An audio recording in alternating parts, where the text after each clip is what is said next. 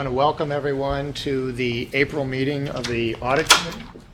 The first order of business is approval of our last meeting's minutes.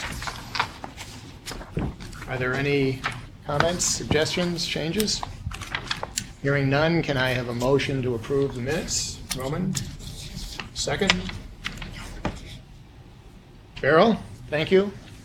Minutes are approved. I'm going to turn it over to Mike to talk about the change to the Audit Committee charter. Thank you, Mr. Chairman. Before the committee for consideration is a proposed amendment to the Audit Committee charter clarifying the Audit Committee's oversight role with respect to internal controls. The committee's oversight of internal controls is focused on financial reporting and the scope of internal and external auditors' review. The proposed amendment is in the nature of a clarification and conforms the language of the charter to existing practice. Staff recommends this change and requests that the Audit Committee recommend approval of this proposed amendment to the full board. The change itself can be found in the charter on page 2 under the heading Responsibilities and the subheading Internal Control at the bottom, Roman numeral 10. Any comments? Questions?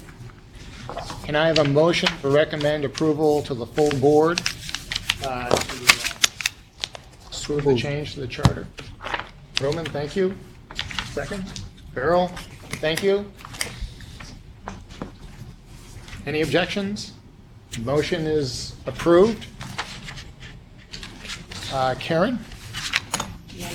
One final note is also as part of the annual duties of the Chief Audit Executive, the audit charter has been reviewed, presented to management, and discussed, and will be before the board for approval. Kathy is not recommending any changes at this time, so the internal audit charter that was adopted on January 15th of 2014, it is recommended that will remain in place. Okay. And also the internal audit charter contemplates that the director of audit confirm the organizational independence of the audit department. Kathy, do you so confirm? Yes, the audit team reports to the audit committee directly with the dotted line to the president, and additionally the individual audit team members complete an independence and objectivity statement every March, and there were no exceptions noted. Thank you. Karen. Thank you, Mr. Chair. I'm going to quickly hand out a document to the members. Because we have a new audit committee chair this year, I wanted to share these documents just so that he could become familiar.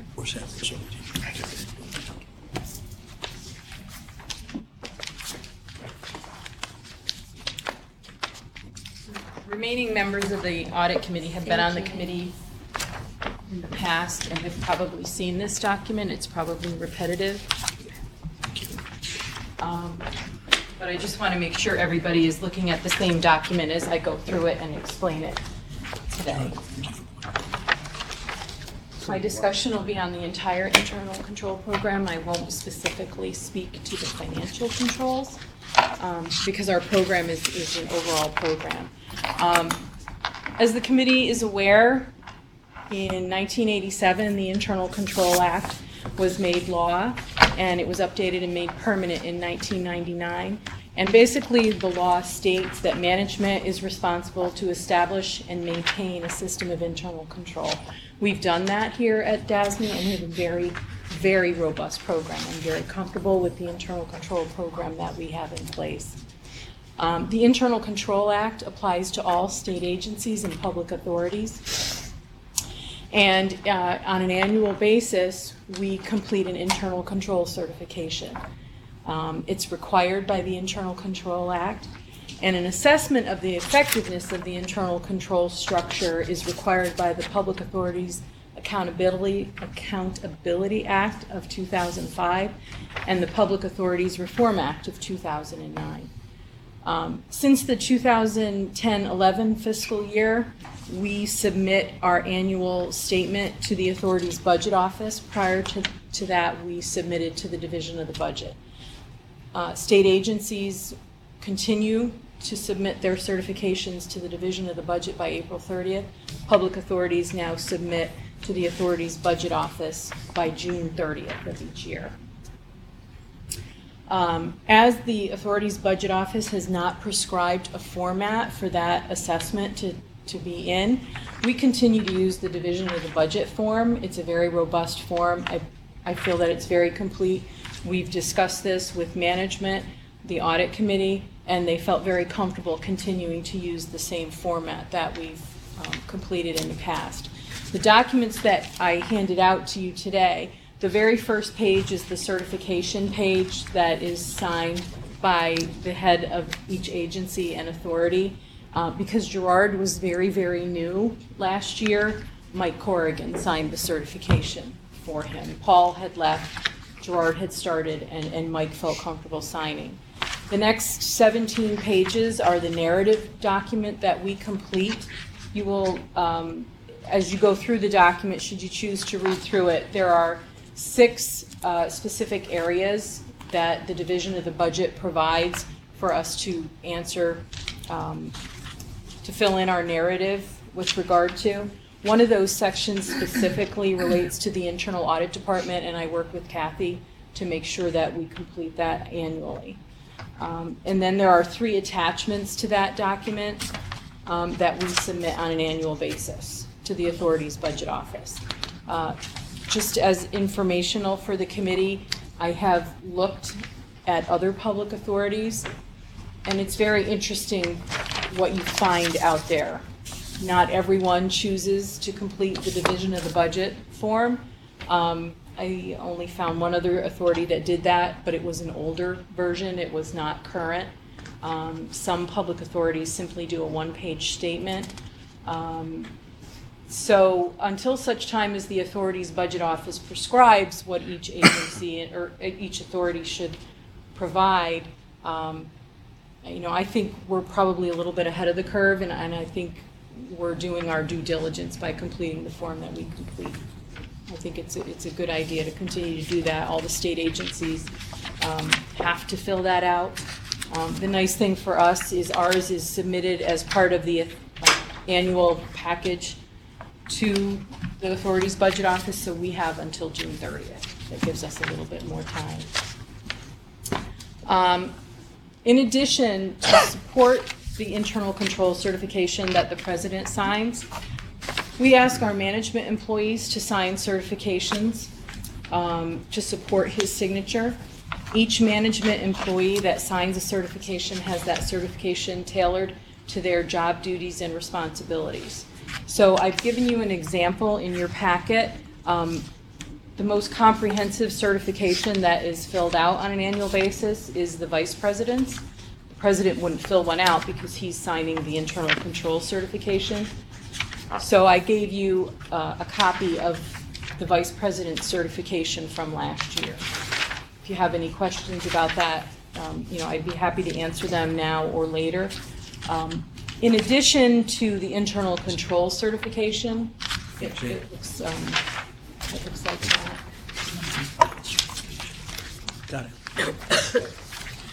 it. We also use this document for. We developed this document with some of the certification statements that the president and the chief financial officer sign when they do the management representation letter to the external auditors. And we also have included in here some statements, if they're applicable, for individuals that oversee our information security function. So this is more comprehensive than just the annual internal control certification, and we ask all management employees to sign it. I believe this year will be around 35 employees signing that. We have a number of new employees, so I will be reaching out to them if I haven't already done so to explain this to them, make sure they're comfortable. We typically use a time frame if they've been an employee at DASNY for 6 months or greater as of March 31st. That's when we ask them to sign. And Mike Corrigan and I have both worked with individuals who have concerns. Obviously, if you're signing a certification statement, you have concerns and questions, and counsel's office has also been very supportive in helping us navigate these waters. Can you give us an idea? 35 is a large number of people. What kind of people are we talking about signing this? They're considered management employees, which are non-union employees and non-confidential. Confidential employees are typically your administrative assistants to the management function. So you've got your managing directors, your chiefs, your not assistant directors because they're typically in the union. It's basically director and above. Well, but director and above is 10 people. That's not 35. No, Largely we in have construction. a structure that has director, senior director, managing senior director, managing directors, and then the president, vice president. So tell me who a director would be A director- in construction. a director would be somebody like Tim McGrath. Tim McGrath, who runs our upstate construction unit, or Sandy Degler, who's the upstate director of design and quality assurance. They manage. And in my head, director was managing director. I apologize. Okay, yeah. It also includes a number of people in counsel's office, and they don't technically have the director title.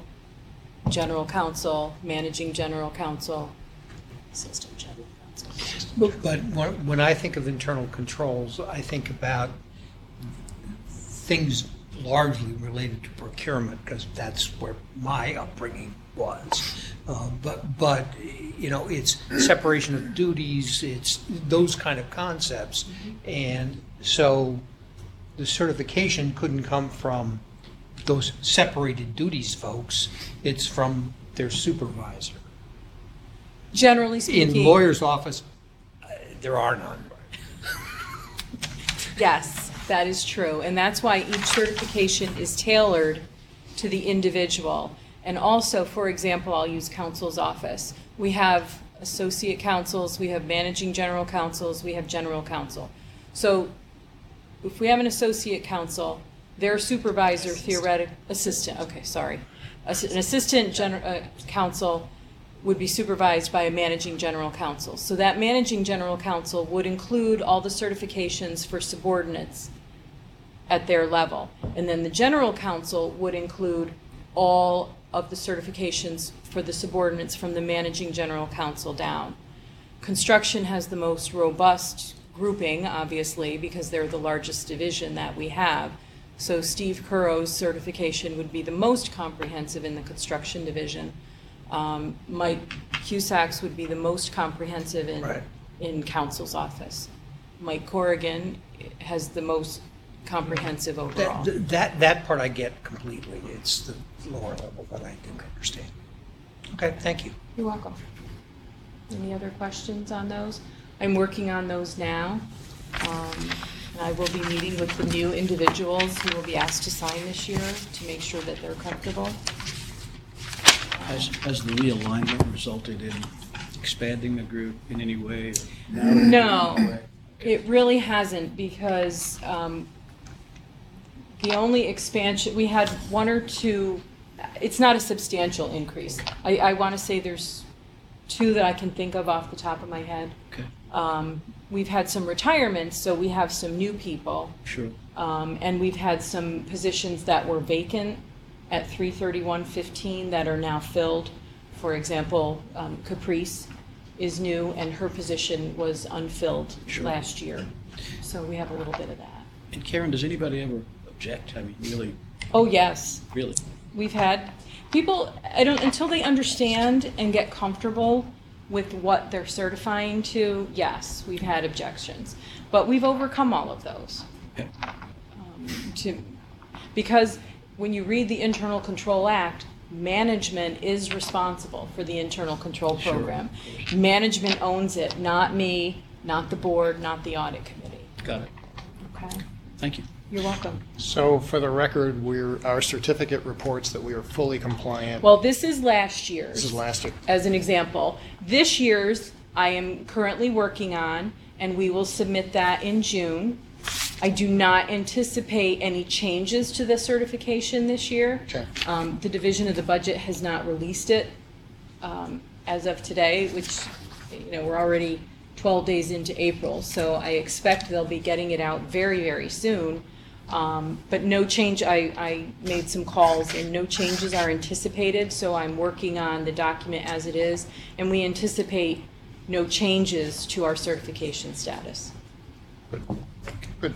And as a, by the way, from my point of view, using the DOB approach and detail is a really good idea. And I would certainly recommend to all my colleagues that you continue to follow that, even though it isn't required, because I think going out of your way to demonstrate that you're in compliance with internal controls is a really good idea. Damn right. I just would like to give a brief update on the internal control program in general.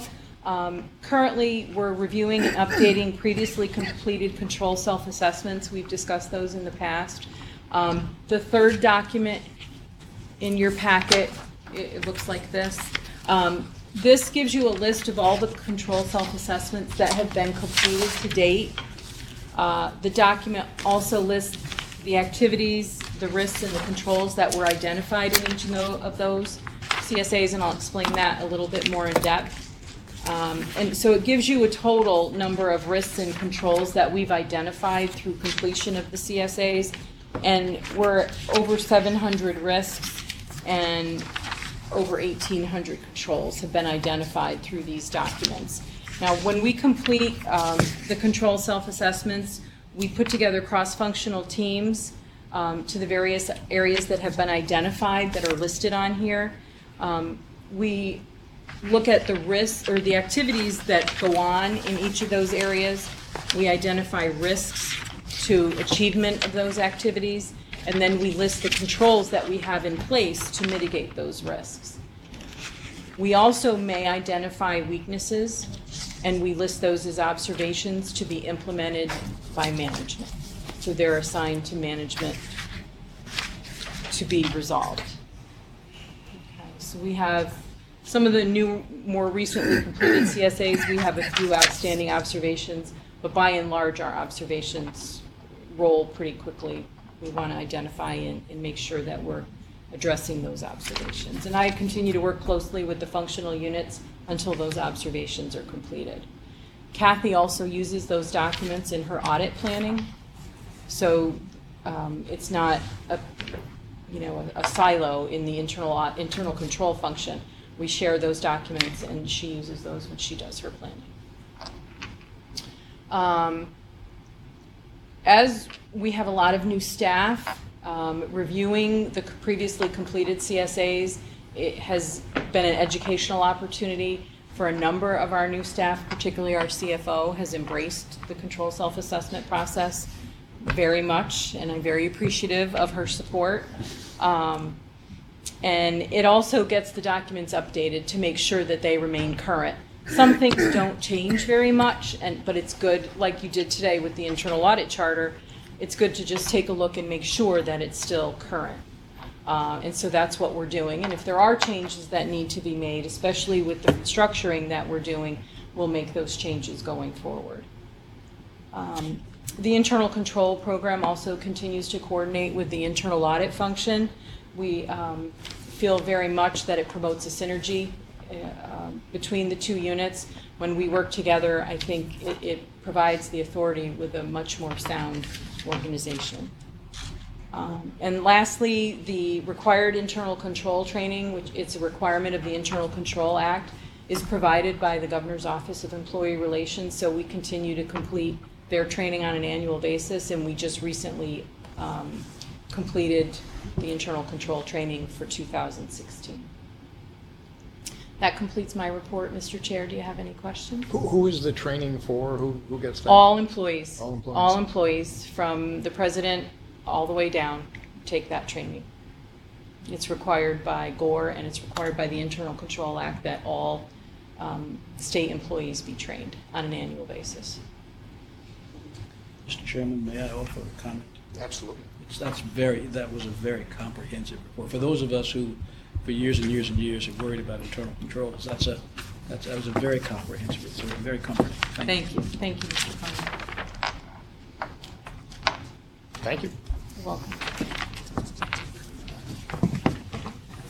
Kathy? Can I turn this over to you? Sure thing. So if you can please turn to the status of the 2015-16 internal audit plan. John, do you have those documents? If you emailed them to me, I didn't make them. Thank you. You're welcome. So we'll start with the status of the 15-16 audit plan. If you turn to the first page, it's titled Detailed Audit Plan Status. So as always, I start with a snapshot of the current audit plan. And as you can see, we've completed 18 of the 25 areas on the plan. We've completed 5 since the last update, and those areas are denoted by the star, the asterisk. 7 areas are currently in process at various stages of completion, from being in field work, 3 are in supervisory review, and 1 is awaiting management responses. All of these areas will be carried forward to our next year's plan and included with our 2016-17 audit plan, so they will all be completed. John? May I have a motion to go into executive session to discuss the financial history of a particular corporation and matters leading to the appointment, employment, promotion, demotion, discipline, suspension, dismissal, or removal of a particular person or corporation? Carol, thank you. Could I have a second? Roman, thank you. Who do we talk to about shutting off the... He's in the other room.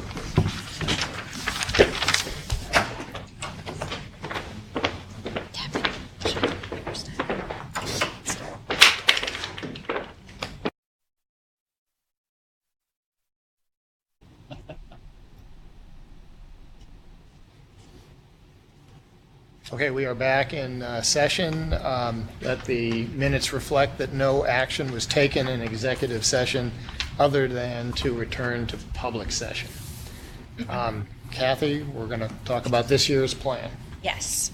So if you can look at the 2016-17 internal audit report, and this document basically goes through the current year plan that we'll be proposing. If you turn to page 3, that's titled Strategic Plan. This page is similar to prior years, where it outlines our vision, our mission, and highlights initiatives and overall goals, with the first one being to obtain the audit committee's approval of the proposed plan, which ultimately provides a roadmap for the team of audits to complete this year. Just a couple other items here to highlight. This year we have to perform a quality assurance improvement plan. This supplements the QAR that was performed externally 2 years ago. This is internally performed, and so we need to address that this year. We will also do some IT audits and identify process improvements as part of our regular audits that are planned. If you can please turn to the next page.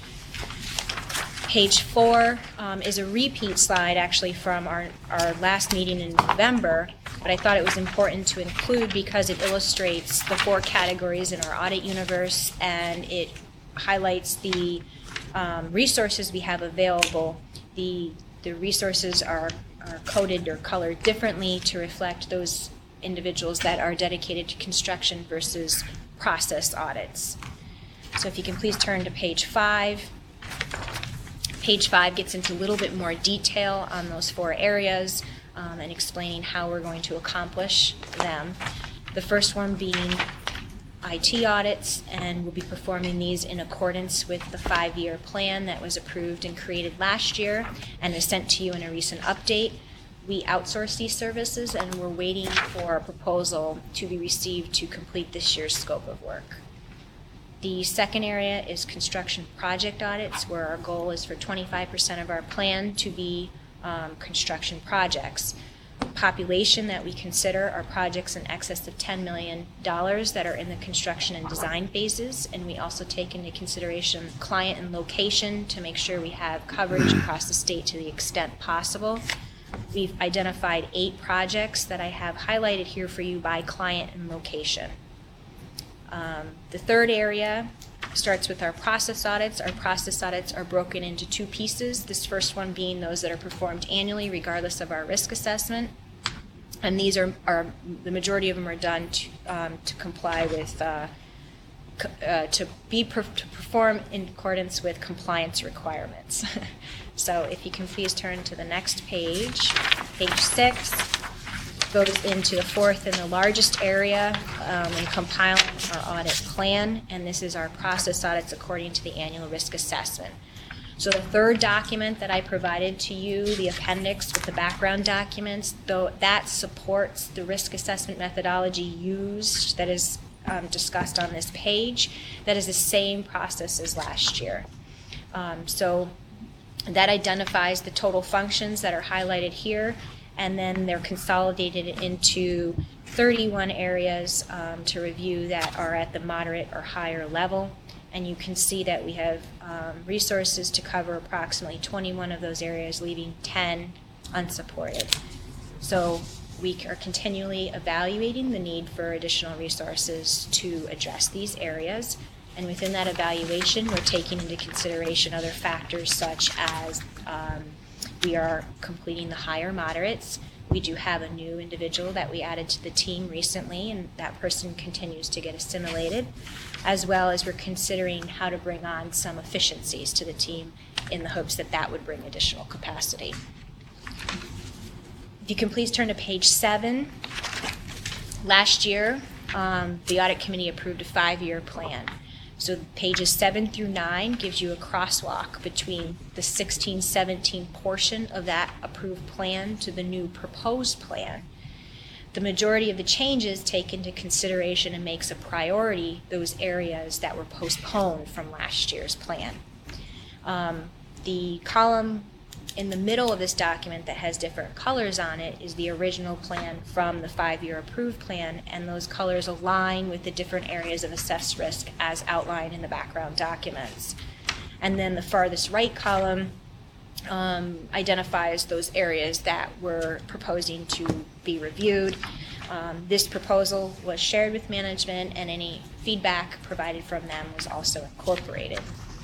So if you could continue to turn the pages, you'll see that there's 21 areas identified, and if you ultimately flip to page 10 gives you a chart that shows all of those areas by division and assessed risk. So we have the 21 process audits, the 1 technology audit, and 8 construction audits to give you 30 areas. And then page 11 is the same list of the 30 areas, but it just breaks it down by unit in a different format. But it's the same areas. Does anyone have any questions?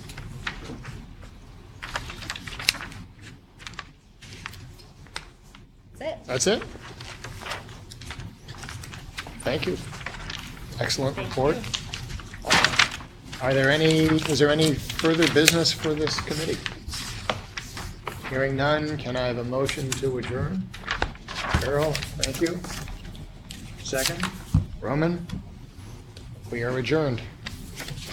Thank you, everyone. Thank you. Thank you.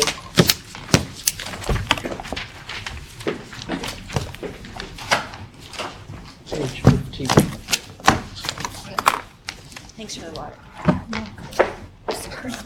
So thank you for looking at it.